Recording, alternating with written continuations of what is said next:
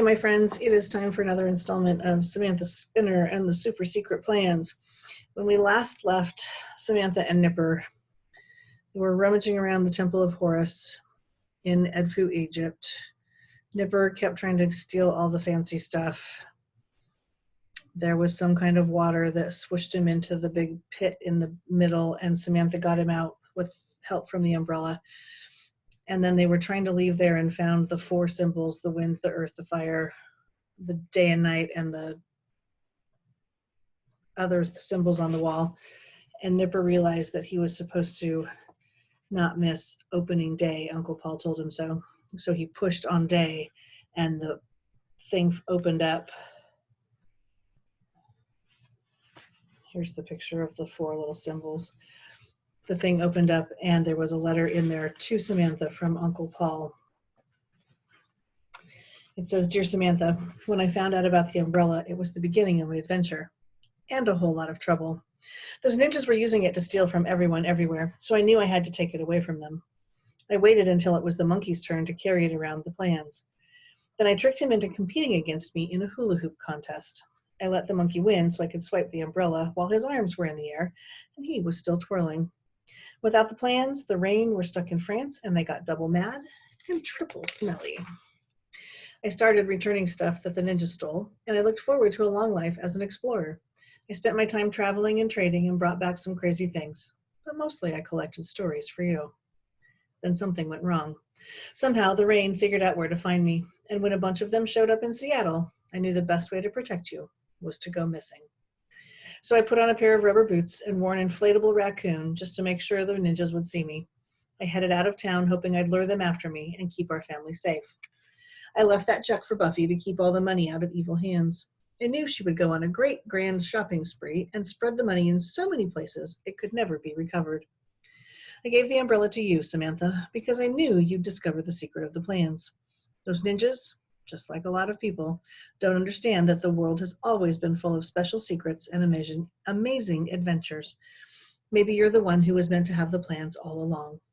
If you're reading this letter, then something's gone really, really wrong. But you've made it all the way here, so I know you've learned to take a closer look at things. Nothing can stop you from going anywhere you want to go. You're the bravest and smartest person I've ever met, Samantha. I just wish I could be there to find out about your super secret plans, the ones you'll come up with to set things right. You have many places to go and a lot to do. Uncle Paul." So now, chapter 24 is called Buzz. We'll see what happens.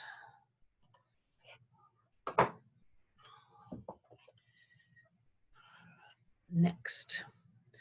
At first, Samantha wanted some more time to feel bad about losing Uncle Paul. Remember, they found his orange Crocs blown up in that temple. But she'd already done enough power moping to last a lifetime. She rolled up the note and shoved it into her pocket. "The rain is going to fall hard now," she said. "Let's go, Nipper." She looked over her shoulder. "Nipper?" He wasn't there. "Ugh," she said, and marched back through the doorway into the chamber with the awful dark pit. Dennis was near the wall again, keeping a lookout for trouble or crackers. She continued along the wall, following the sounds of heavy objects being dragged across a muddy clay-tiled floor. Nipper was back in the treasure room. She hurried through the doorway. Then she stopped. Samantha crossed her arms and watched as Nipper filled a bucket with sticks. They were made of different types of wood, and they all looked suspiciously like magic wands. He picked up a shiny gold ring with strange writing on it and a glistening pair of ruby-studded slippers. He tossed them both in the bucket and added it to a new stack of trinkets and treasures. Then he bent down and picked up a creepy-looking monkey's paw. "Enough!" she shouted. Nipper stopped and looked up at her. He let the paw fall on the floor. "We're getting out of here now, and we're leaving all this stuff right where it is," she commanded. Nipper started to protest, but she shoved him away from the treasure pile. "Come with me now." Nipper stood where he was, frowning. Then he spoke very slowly. "I want my Yankees back," he said. "What else can I do?" "You could at least say thank you to me," said Samantha. "Thank you?" he asked. "Thank you? I saved you from a horrible, slimy death, she shouted. I think you should say thank you and merci and arigato. She grabbed his arm and began to pull him across the floor. That's thank you in Japanese, she added. Nipper tried to pull away, but Samantha didn't let go. She dragged him out of the room and along the curved wall toward the mouth of the tunnel. Okay, said Nipper. I'm going. Samantha let go of his arm. But as soon as we get back to Seattle, I'm never speaking to you again, said Nipper. Wherever you go, I'll head in the opposite direction and stay 100% angry with you forever. That's fine with me, said Samantha. She looked Nipper straight in the eye and pointed at him. Just don't forget to leave everything you've stolen from the tomb. Absolutely. I won't, said Nipper, covering his right hand with his left to hide the ring on his finger. Samantha adjusted the umbrella on her shoulder and watched to make sure Nipper and Dennis went first. They walked carefully around the room with the horrible pit and into the exit tunnel. One after another, they crawled out of the secret tomb, back up to the museum and the Temple of Horus. They wound their way to the museum exit, across the pillar-lined courtyard, and back up the giant falcon's tail, across its back, and up and over the rim of the hat on the massive statue's head. As they climbed through the secret hole, back down the ladder into the mag train station, Nipper lost his grip and tumbled to the floor. As they walked down the ramp to reach the H-shaped mag train car, he tripped on his shoelaces 2 separate times. Getting into the front bench, he bashed his funny bone on the side of his seat. Ouch, he wailed, rubbing his arm. Samantha glared at him. He put his arms close to his sides and gave her a weak smile. She took her place in the middle seat, placed the plans on the floor by her feet, sat Dennis on her lap, and pressed the button. Her hair stood up, and the tracks began to glow once more as the mag train accelerated. You must really want that cursed thing, she called to him. I can't believe you didn't put it back where you found it. I need it for something special, he said, shooting her a look over his shoulder, and I won't let you boss me out of it. As he turned to face the front of the speeding mag train, a bug flew up his nose. The scorpion's emerald eyes flashed brightly. Samantha shook her head while Dennis settled in comfortably. The car raced along swiftly but quietly through the tunnel. Samantha noticed the soft buzzing sound again. It was definitely coming from Dennis, and it was really starting to irritate her. She inspected the pug's neck carefully. The noise wasn't coming from the blinky barker after all. It was coming from the dog collar, from a speck on the huge blue gem attached to its front. She squinted and looked even closer. It wasn't a speck. It was a tiny electronic chip, and it was glued to the stone's surface. Suddenly, everything made sense. That's how the ninjas have been tracking us, Samantha said quietly. She yanked the gem free from Dennis's collar and raised her arm, about to toss the gem onto the tracks behind them. Then she stopped and smiled. Nipper, she called, before we split up and always head in opposite directions and you stay 100% angry with me forever, I want you to take this. She handed out the big blue gem. Her brother turned around and looked at what Samantha held in her hand. Silent and scowling, he grabbed the gem. He held up his other hand and showed Samantha that he was pulling the scorpion ring off his finger. He grunted and stuffed both the gem and the ring into his pocket. Then he turned away from her as the mag train car sped onward to Seattle, the Emerald City. So the ninjas are going to track Nipper. Samantha's going to go about doing whatever it is she needs to do next. So here's our next little bit of information about someplace true and famous, Machu Picchu. Machu Picchu is an ancient abandoned city in the mountains of Peru. It was built around the year 1450, and it served as a royal estate for the rulers of the Inca Empire. It had temples, houses, aqueducts, fortifications, and many terraces for farming. Perched at 7,970 feet above sea level, it is surrounded by steep mountain peaks on 3 sides. This makes it hard to find and just as hard to reach. No one is sure exactly when or why it was abandoned. It is often called the Lost City. You can hike up through Machu Picchu, but you need to be in really good shape and take some time to get used to it and the altitude at which it's at. Now let's see what else they've added to it for our story. Enter Machu Picchu from the south, turn left, and head up the stairs from the main road until you come to a set of walls and terraces. Look for a large, flat slab of rock carved from a single boulder. There was a row of 6 holes drilled into it. Many small pebbles will be scattered around the area. Gather 6 of them and drop 1 into each hole. As soon as you drop the last pebble, you will hear a sound like the crack of a whip, followed by a loud twang. It's a cable being pulled tight. Climb over the low wall and turn to your right. Look carefully, and you will see a chair dangling from above. It is painted the same color as the mountain and sky behind it, so you'll have to take a close look at things to spot it. There is room on the chair for 2 large people, or 2 children and a small animal, or 1 full-grown llama. Once all passengers are ready, rock the chair until it slips off the brace and drops onto the giant cable. You will gain speed rapidly as you glide around the mountain and zoom down through the forest. This is the fastest way to travel from Machu Picchu to Lima, Peru, about 250 miles away. Something tells me we might know where they're going next. But is Nipper going to be there? 2 children and a small animal. Could be that dog, Dennis. We'll have to see. Chapter 25, 100% angry forever. Samantha, Nipper, and Dennis headed up and out of the mag train station and back toward 13th Avenue. They'd walked halfway down the block when Nipper stopped. "Keep going," he told Samantha. He pointed in the direction of their house.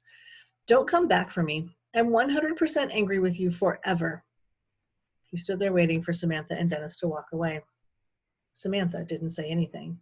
She walked quickly, and Dennis trotted along after her. As she neared their house, she broke into a run.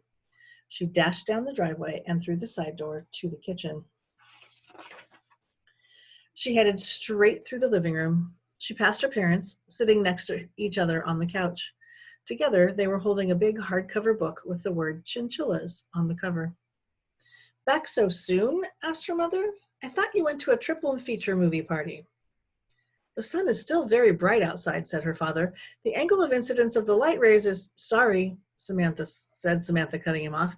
"I have many places to go and a lot to do." She ran upstairs. Dennis stopped and watched her go. Then he sniffed around the living room and headed back to the kitchen in search of crackers or waffles. In her bedroom, Samantha picked up 2 quarters from the top of her desk. Then she walked over to the window. Her bedroom faced the front of the house and had a wide view of 13th Avenue. She could see Nipper at the far end of the block. He was still standing there with his arms crossed, as if to make sure she wasn't coming back. Finally, she saw him turn and stomp off into the park. Samantha headed back downstairs and into the kitchen. She grabbed the umbrella that was leaning against the wall and went out the door. Soon she was back at the edge of the park, standing in front of the ordinary-looking mailbox. She grasped the handle and opened and closed the flap 3 times. So she's off somewhere without Dennis or Nipper. Chapter 26, Dangers on a Train. The plaza around the entrance to the Louvre is a magical place. Visitors can take in the sights and sounds of Paris. They can head into the giant glass pyramid or tour the museum's exterior. From the right location, they can catch a view of the River Seine in the distance. On most days, there is the smell of freshly baked bread. Enthralled by all of these wonderful things, a person can easily miss a young girl doing something unusual amid the bustling, excited crowd. Then again, some people don't care about that stuff at all. Some people hate Paris. They don't find the art and culture magical. They wish there was an easy way to sneak out of France and never come back.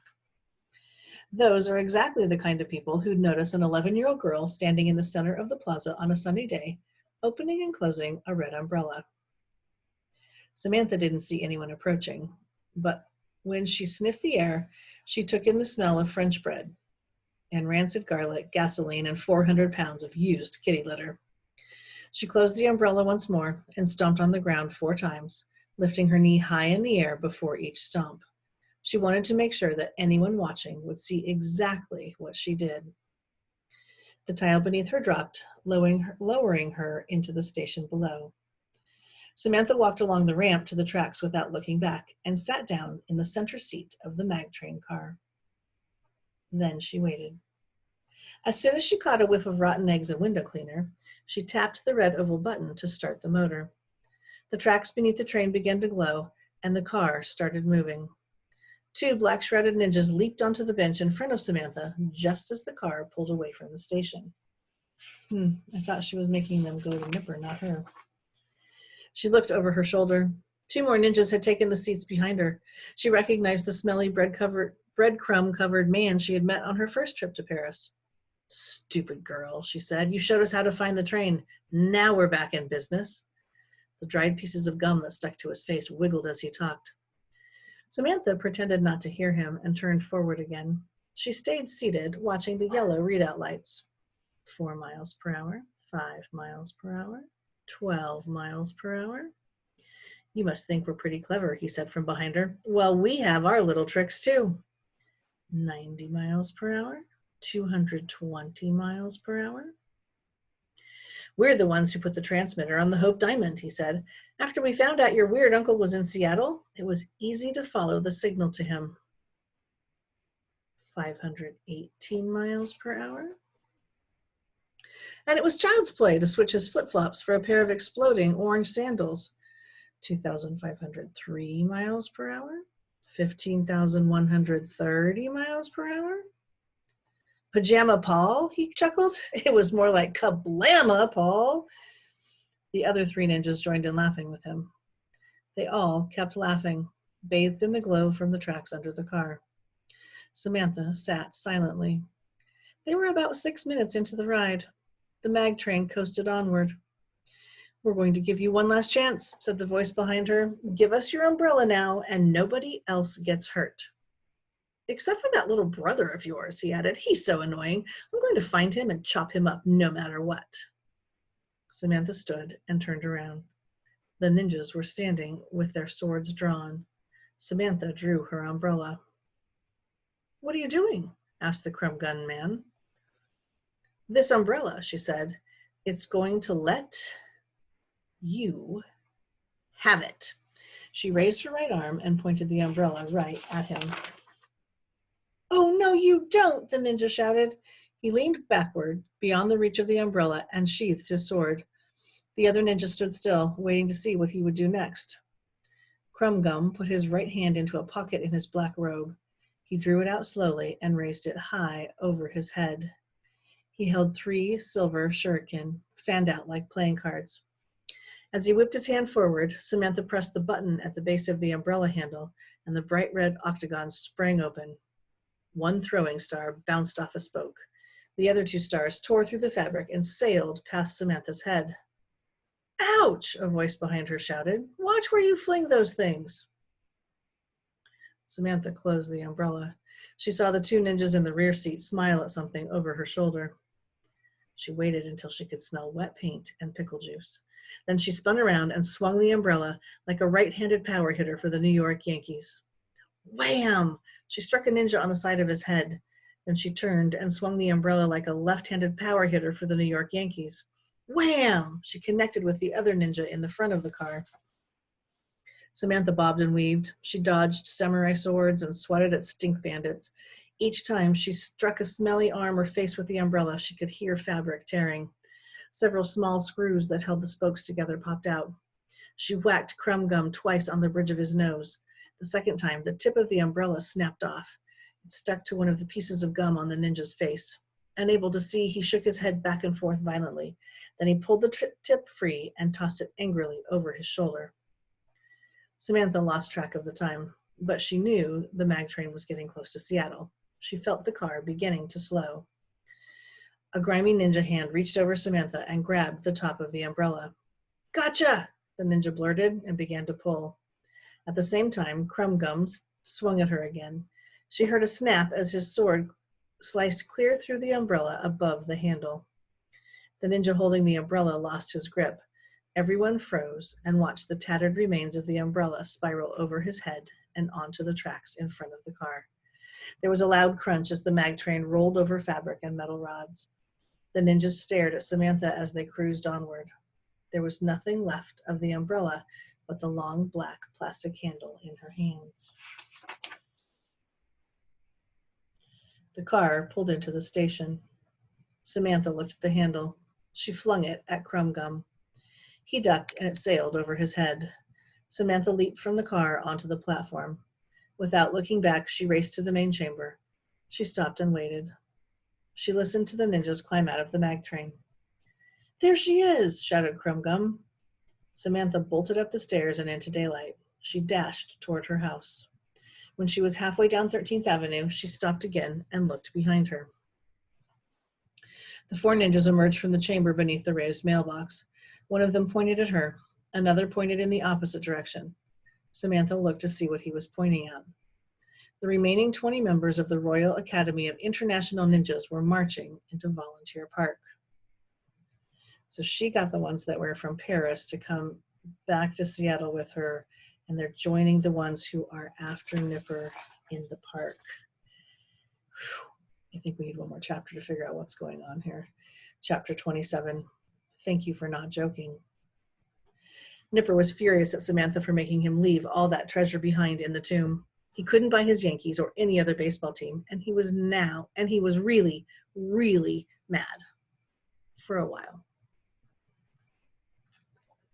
Nipper wasn't the kind of person who could stay 100% angry with anyone forever. By the time he reached the center of the park, he was bored with being mad at his sister. He looked up at the art museum. The doors were propped open, and there was a noisy crowd inside. Some kind of event was underway. Nipper reached into his pocket and took out the big blue gem. He tossed it in the air happily and caught it. Then he skipped up the museum steps, excited to show it off to anyone willing to take a look. His foot slipped, and he stumbled as he neared the entrance, but he caught the handrail and kept his balance. He patted the shape in his front pocket and kept going. The lobby was packed from wall to wall with adults. A group of men and women were playing banjos and accordions. All of them had oversized fake mustaches and wore badges that said National Musette, whatever that meant. He noticed the words Police de Louvre on the lapels of 2 women in gray business suits. Many people were dressed like famous works of art. Someone walked by inside a giant soup can. Another person wore a clown costume. Nipper saw a huge banner draped above the windows on the back wall. Starch, Stolen Treasures and Artwork Recovery Convention and Hoedown. So STARCH, Starch. A pack of men and women wearing bowler hats and green t-shirts with pictures of llamas pushed past him on their way to the door. Nipper turned and saw the words Seguridad de Machu Picchu on their backs. Security, Machu Picchu.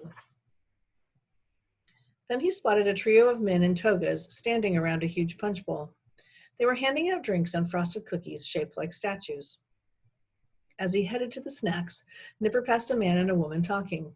He glanced at their attendee badges. The man was from Wahoo, Nebraska. The woman was from Wagga Wagga, Australia.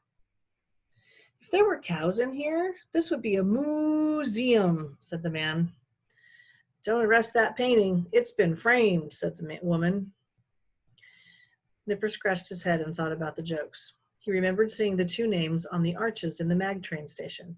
It turned out neither Wagga Wagga nor Wahoo was particularly funny. Then he looked down at his empty hands. He looked down at his feet and at the floor around him. The big blue diamond was gone. And we're going to stop right there and leave Nipper trying to figure out how he lost yet another of his treasures. Poor guy, doesn't seem to get much luck with that. So we are getting really close to the end of Samantha Spinner and the super secret plans. Oh, there's a couple of chapters in the back that are the first few chapters of the next one. There's a lot of fun little puzzles in the back. Oh, so we are probably closer to being done. Ooh, 31. Next time's it, guys. So one more reading and we will have finished it. Luckily, there's a few fun puzzles at the end and there's another book. I don't have it, but I know where we can get it. So for now, we're going to stop. I'll see you one more time. We're going to finish up and see what happens with these smelly ninjas that are now all in Seattle. Talk to you next time. Bye-bye.